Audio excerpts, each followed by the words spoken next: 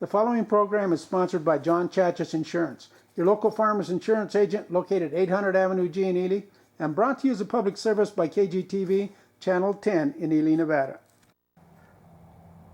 White Pine County Commission meeting, January 22nd, 2020. Okay. Everybody ready? Mike, Elizabeth? Good morning and welcome to the regularly scheduled White Pine County Commission meeting on this Wednesday, January 22nd, 2020. And Shane, would you lead us in the pledge? Certainly, will you follow me in the pledge? I pledge allegiance to the flag of the United States of America and to the republic for which it stands, one nation, under God, indivisible, with liberty and justice for all. Okay.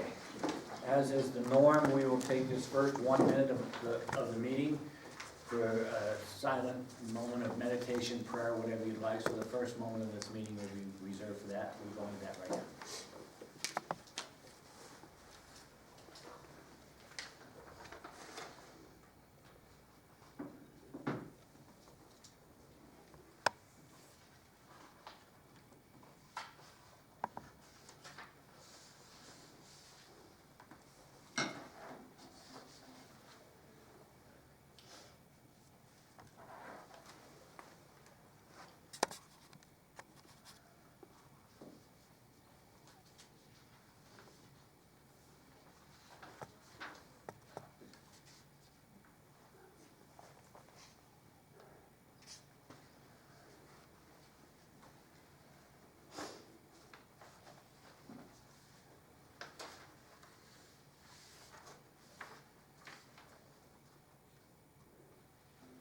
Okay, the first item on the agenda is for public comment. Is there any public comment this morning? Please come forward, state your name. Nicole Bolton. Please come to the podium. So, I don't know if you guys have seen the movie The Joker where he laughs. Sometimes I cry. So, I wrote everything down. If I get a little emotional, it's because I love elm trees. Just good morning. I'm Nicole Bolton, and today I come before you as a member of the public. A member who is grateful for our city and county parks, in which my family and I walk to and in on a weekly basis. We had not visited Steptoe Park in some time, and on Sunday, we went to Steptoe, which is closest to our house and near and dear to our hearts. Sorry, disclaimer, school Joe's gonna try. On Sunday, we were shocked and disheartened at the sight of the elm trees along the south edge of the park. Those elm trees, we appreciate. We appreciate their cover from the sun, the snow, the rain, something that they will no longer adequately provide. We have looked at those trees for several years, and we understand that they need to be pruned and trimmed. They had weak branches. They had some that were just hanging there, and that were going to fall on the ground. Hopefully not on someone's head. My husband, who is an internationally certified arborist, and myself are both members of the Ely Tree Board. We're affiliated with the city, but we serve the county as well. We've trimmed the other trees around that park annually, and we host pruning seminars there every year. We've offered to prune those elm trees if a bucket truck could be provided, but that offer was never taken up on. And now, whoever was authorized to prune those trees, someone who is in no way, shape, or form an arborist, has condemned those trees to a slow death. Contrary to the site around Ely, elm trees should not be pollarded, which is when they're cut right along the limb or by topping it. When those trees, elm trees, are pollarded, they do produce larger number of limbs, but they're skinnier, weaker, and more likely to break. When trimming an elm tree, limbs should be cut back at a joint, a collar, or a node, as they're called, and only if they're weak, dead, dying, or rubbing on another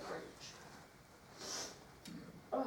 The pollarding practice you see around town is mostly practiced on fruit trees, or trees that have been confined in a growing space, and that they have no room to grow anywhere else. Like I said, pollarding makes tree limbs grow in larger numbers, but they're skinnier, weaker, and more likely to break. Definitely not the type of practice you want to employ at a city or county park where people sit under those trees for protection.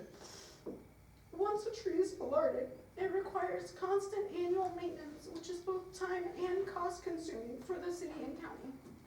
On behalf of the public, I ask you to use the Ely Tree Board in the future when considering to prune trees around the county parks. We're available and happy to help, or just Google how to prune an elm tree. I did. In 2 minutes, I found proper pruning techniques, thank you. And I printed it off for you guys. Please note my highlighted section where it says, removing branches away from the collar can cause thin regrowth and improper healing.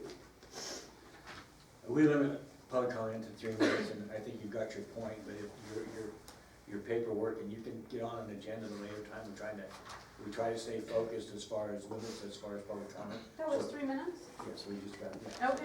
I'm Well, sorry, I don't mean to I interrupt greatly you. appreciate everything that you do, but as Jim Jeffries says, I think we can all do better. I appreciate your comment. Yes, thank you. And thank you, I didn't mean to, that's just policy, thank you. Okay, is there any other public comments before we get started? Please, anyone, please come forward, state your name. Okay, George, you got anything? I don't see any. I do, unless somebody else. I don't see anybody, so please come forward. That gentleman's not gonna blow up, is he? Well, he's got something attached to you. Got a vest.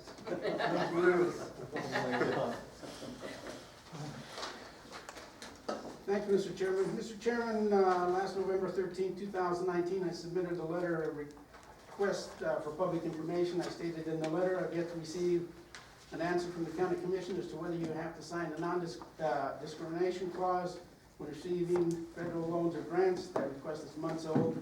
Please respond in writing. I have yet to receive a letter stating your response, so I'm resubmitting the request in case you lost my first one. Mr. Chairman, I reported the county commission and the city council that the building inspector appears to be using city-county vehicle normally used for inspections for personal use. He was in Eureka on September 13, 2019 with his wife. Is his wife or others authorized and insured to be in the government vehicle? Does the building inspector get a fringe benefit? Is the usage computed and reported as taxable and reported on the W-2? He brought this up to us and we're looking into it, so this is, Well, we don't want to be repetitious. Did I tell you it was last September? Yes, And now it's no, January? Whatever, Thank you. George, you brought it to us long ago. Okay. I want to know if there's a policy that allows employees working away from their base to drive to the nearest community to have lunch, or are they required to take their meal with them? Is there a separate policy for the building inspector, and is he allowed to take others with Again, him? it's repetitious, George, we're looking at that, we've already No, had. that was a new We've had sentence. a request from you already, so Thank you, we are Mr. looking Chairman. at it. Mr. Chairman, on your agenda item 1CB, you're to consider repealing regulations regarding licensing of dogs. Let me ask you, where are you gonna get your revenue? Are you considering ceasing animal control altogether? I didn't get the backup till just now. Mr. Chairman, I've yet to receive any compensation for the damage to my property at 622 High Street. I've never been notified of any pending public hearing, excuse me. I've yet to see you address a victim's fund. I pay thousands in taxes to the county and I want equal protection under the law. I want my money. Those that can't do their job have got to go. Mr. Chairman, your building inspector and other enforcement personnel are not enforcing the noise and nuisance regulations that are taking place at the old junkyard on the north end of town. It is not zoned light or heavy industrial. The running of equipment, dropping and banging of old vehicles, running backup alarms and flashing lights are not allowed after normal working hours. You're allowing a nuisance next to a new $14 million hotel. What are you going to do, what are you gonna allow next? Driving while intoxicated, hit and run? Are you still supporting the Main Street project? If so, why? You're wasting your money. You can't even address a simple nuisance like that.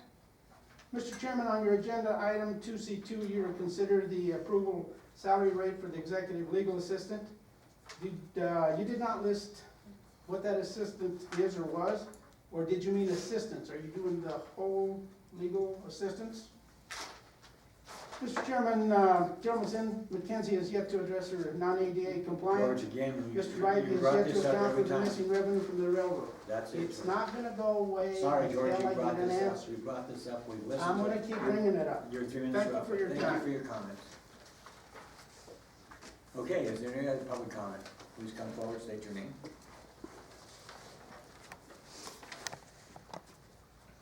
Good morning, my name is Kaylin, and I am the chairwoman of the Animal Control Board. I don't know if any of you know, but the Animal Control Board consists of 2 county seats and 3 city seats. And we were never contacted on this proposed ordinance to repeal dog licenses. So I would just ask that you look at the following factors when you're considering this first reading. A license tag helps animal control and law enforcement quickly identify a dog so it can be returned to its owner quickly and safely. Dogs that are licensed tend to be at the shelter longer than unlicensed dogs, which are first to be euthanized. We don't have a euthanasia problem right now, but not having this in place is gonna fill our shelter up. And if there's no way for us to contact owners, we're gonna end up euthanizing. 14 citations were issued in 2019. 5 were dismissed by prosecution. 3 were paid in full. 1 was community service. 3 are currently making payments and 2 are pending. So if you're looking at a revenue source, maybe you need to ask law enforcement to write more citations and maybe look at the DA's office on why they're prosecuting. And that's all I have. If you could take those things into consideration, please. Thank you. Thank you for your comment. Any more public comment? Yeah, come on, George. I was just gonna say, we need a sound system. You had 2 young ladies speaking today, and I had trouble hearing. I don't know how many times I gotta tell you that. It's an NRS. Do your job. Thank you. We are working on that. You've been working on it for over a year. Okay, George. Thank you. I'm on Okay. Social Security. Did I tell you that? I heard it. But any other public comment? I'll ask one more time, and then any more public comment? Hearing none, seeing none, we'll move forward. Before the meeting starts, we're going to be, not be doing the 9:45 liquor board meeting. That item has been canceled because the event's not gonna take place, so that part of the agenda will not be taking place. So we'll be moving, if things are rolling, we'll be moving other parts of the agenda to keep the meeting rolling fluently. But the 9:45 is not gonna happen. So, that being said, if you have a cell phone, turn it off. I forgot to mention that. And we're gonna go into page 2, item 1A, it's a 9 o'clock road commission meeting. Item 1 is discussion update on primary and secondary roads. Bill Caldwell. I'll read it here. Discussion update on primary and secondary roads within White Pine County and county facilities, completed and future projects, communication with corporations and governmental agencies. Bill Caldwell, Public Works Director. Good morning. Good morning. Bill. That's a heartfelt good morning because I'm back on the agenda at 10, so. Road commissioning, maintenance activities, the dates between December 2nd and January 10th. Roads receiving maintenance, Long Valley, Butte Valley, the Bench Road, Pinwheel Lane, Michigan Avenue, Minnesota, Mitchell, Oxborough Lane, 212 North, and the Cross Timbers area. We did some maintenance on the shoulders on the cutoff road between, that heads to the state line, Baker. We got a nice thank you from Gary Correa. We've done some culvert replacement and removal on Newark Valley, and North Steptoe Valley. We placed a lot of delineators. This is a good time of year to get caught up on those kind of jobs. The roads are froze. We've added or replaced delineators on the Lackawanna Road, on the BHP Mine Road, and the Cape Valley Road. And then we're beginning to reclaim a gravel pit in Newark Valley. As far as we can tell, the county's never used that pit in 20 some odd years. It was out of gravel, and we are at our 5-acre limit, so we're starting to get that closed now, and we're working with the BLM on that. We're screening gravel in the South Steptoe pit. We pretty much have capped that road that runs all the way past Bassett Lake to that gravel pit that's on the turn, and now we'll continue to work north with that screened material. The North Steptoe Valley Road, we've capped with some material. We replaced a cattle guard wing on the North Steptoe Valley Road due to an accident. And then and snow removal. And then we've done some throughout the county.